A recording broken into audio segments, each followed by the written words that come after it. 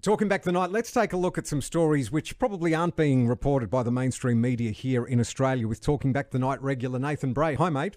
Hey, Christian. Hello, everybody. Let's start off with this Syrian chemical attack. A White Helmet's video is now reportedly fake. We've now got proof that these white helmets have basically they've been handling this deadly toxic sarin gas while lighting up cigarettes. So this video that's been released makes it all look a little bit shady. And then other reports have come out. So we've got the White Helmet's video is a fake. So this is this Marcello Denoli. He's one of the leaders of this Swedish Doctors for Human Rights. It's a non-governmental organisation. And he said Wednesday he and his colleagues had been receiving death threats following the release of their article exposing that the staged video by the White Helmets group, that volunteer rescue service in Syria, it turns out it might all be a bit of a sham. So the White Helmet's video of a child reportedly treating after the chemical attack shows fake treatment. This is according to the doctors, of course. So it includes an intracardiac injection done with an empty syringe, which would have basically killed the child if the baby had not already been dead. Then this was followed up by an interesting article saying that no one has actually asked for antidotes within a fortnight. So in the course of 2 weeks since the alleged chemical attack in Syria, no one has asked for any antidote. So the town is basically living life as normal, and the impact zone has not been identified. He's saying that this was just like, movie world, where they just put on this thing and then all the actors go home and, they throw all the scripts in the bin. That's exactly right. And there's even evidence where there's apparently videos of the kids eating potato chips after they were meant to be in their dead. trailers. Yeah. So it's a bit of a sham, but there's lots of. I hope it is a sham. I actually hope it is a sham. Oh, I agree. No one wants to see babies being killed. Yeah. So and now you've got this MIT professor, and he explains why the Assad gas attacks were in fact a sham. So he says, don't believe our government's claims about satellite photography catching Assad's aircraft dropping the sarin gas. In fact, the little evidence that has been provided falls on its face once you take a closer look. So that's the determination of Theodore Postel. He's a physicist and a professor at MIT. Yep. So he's smart and he's American. And he's basically reviewed documents released by the White House regarding the gas attack. One of the points he makes is, he says, in fact, a main piece of the evidence that is cited in the document pointed to an attack that was executed by individuals on the ground, not from an aircraft, on the morning of the 4th of April. Right. And we now find out that the UN is not even sending teams on site to do an independent investigation. And all the evidence now points to the fact that the whole chemical attack, as I mentioned, has been a bit of a sham. So I guess what I'm looking at is also, you notice there's footage coming out that Donald Trump, when he bombed the Syrian airbase responsible, it was up and running and planes were flying back in there within 24 hours. So it's a worry. So I'm trying to work out what the hell was all this about. Okay, so what is a plausible chain of events here? Because I understand there's a two sides almost to every component of this as to what the possible truth could be. What do you think is the most plausible chain of events here?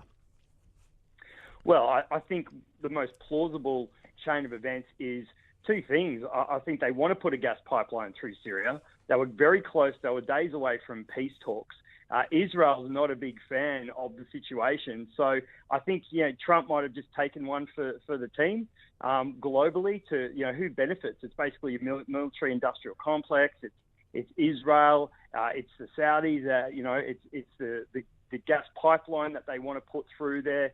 And I think what's really happening is Donald Trump, the US economy's in strife. And I think he's just looking for any focus and to look after anybody's interest to focus overseas, which we've seen in the last week, right? He's now pivoted to the evil North Korea, saying that he needs to take their leader out again. I mean, if he's crazy, wouldn't he have done it by now? He's even sort of saber-rattling about the Iran nuclear deal also, which, remember, that deal was never signed in the first place. And it seems like any country who don't need US dollars is getting threatened or worse. So I guess what I'm looking at is what's really going on. And, maybe Trump is doing anything to take the focus off the weakening US economy. Yep. So the real GDP growth in the US basically went flat in 2016 at just 1.6%. And the Federal Reserve, okay, so the Bank of Atlanta, it now estimates that the US economy grew at a pitiful, get this, 0.5% annualized rate in the first quarter of 2017. Mm-hmm. So if you add in inflation, it's basically in a recession. And consumer spending, which is the mainstay of the US economy, it slumped in the first 3 months of this year and a record number of shopping malls are closing down. Things are bad in the US. And I think to show he's a president, he's just pointing anywhere else in the world to try and say, hey, these guys are worse off than us. Yeah, can't imagine a politician using that distraction method. I just can't believe that any of them would stoop that low. Hey, Nathan, tell us about this cyber attack feared as cities have been, multiple cities hit with spontaneous or simultaneous power grid failures. Yeah, see, this to make things worse, Christian. It gets worse.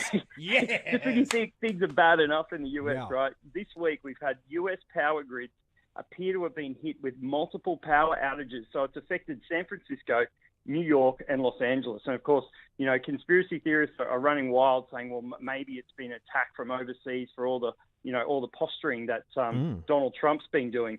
But officials report that business, traffic, and day-to-day life, it said it was like a zombie apocalypse, has come to a complete standstill in San Francisco.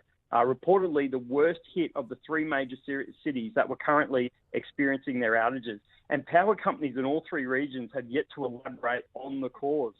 So they're saying maybe there was a fire in a substation. They're starting to come out with all that, you know, all that talk saying it's swamp gas, you know, like when the UFOs and stuff came. So, you know, it's very strange. I would think that Donald Trump should focus on making America and its economy great again and just stop worrying about what's happening abroad. Yeah. But just to get things back on a more serious note, potential alien radio signals have been received, apparently. Donald Trump got anything to do with this as well? Maybe. So you've got this Breakthrough Listen project, which is the sort of the wider scale, what they call SETI project. It was started 2 years ago, and it's published the preliminary results of its hunt for radio signals from extraterrestrial beings.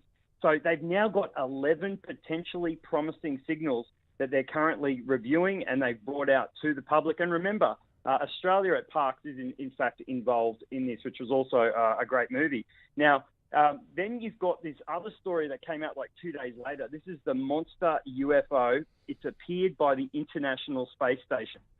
So UFO experts claim a mysterious object was captured flying past the International Space Station on NASA's live feed. Wow. And it's actually an alien cylinder. Now, it's baffling footage, shows the item suddenly appearing on the window of the space station, getting closer before then just fading away. Yeah. So you've got potential radio signals. You've now got actual footage where NASA even cut their feed. And now you're seeing this huge, strange object going in front of the moon. Christian, are the aliens going to save us from Donald Trump? Well, who would win if they had an election right now between the head alien and Donald Trump? Who do you think? I mean, it'd be a closer run thing than with Hillary, wouldn't it?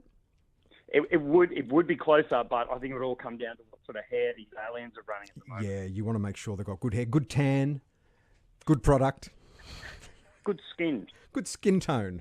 That'll get it. I reckon that will get the alien across the line for sure. Definitely. Nathan Bray, thanks, mate. We'll catch up again same time next week. Thanks heaps, Christian.